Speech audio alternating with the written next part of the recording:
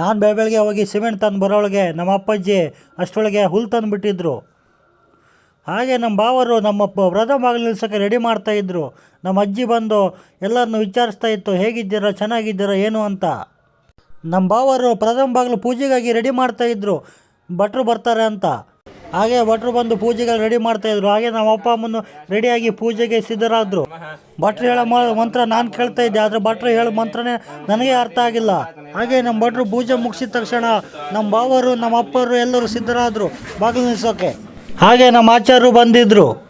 ದೇವರೇ ಚೆನ್ನಾಗಿಟ್ಟಿರಪ್ಪ, ಆಯಸ್ಸು ಆರೋಗ್ಯ ಸುಖ ನೆಮ್ಮದಿ ಎಲ್ಲ ಕೊಟ್ಟು ಚೆನ್ನಾಗಿಡಂಗೆ ಮಾಡಪ್ಪ ಅಂತ ಹೇಳಿ ಬೇಡ್ಕೊಂಡು ಭಟ್ರ ಕಾಲಿಗೆ ಬಿದ್ದೆವು.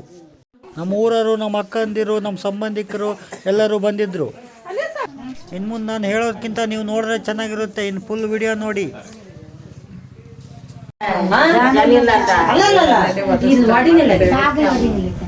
ಇವರು ಆಚಾರ ಬಂದಿದ್ರು ಸರಿ ಅನಿಲ್ಲ ಅಂತ ಅಲ್ಲ, ಬಾಗಿಲು ಹೊಡಿನಿಲ್ಲ.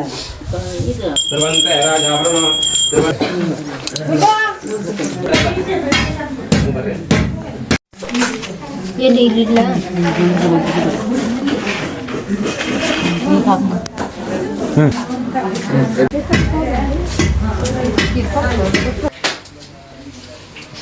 ಬಂದು ಗಣಪತಿಗೆ ಬಾಗಿಲಿಗೆ ಹತ್ತಕ್ಕೆ ಚಿಕನ್ನಿಗಲ್ಲಿದ್ದು ತರಕಾರಿ ಸಾರು.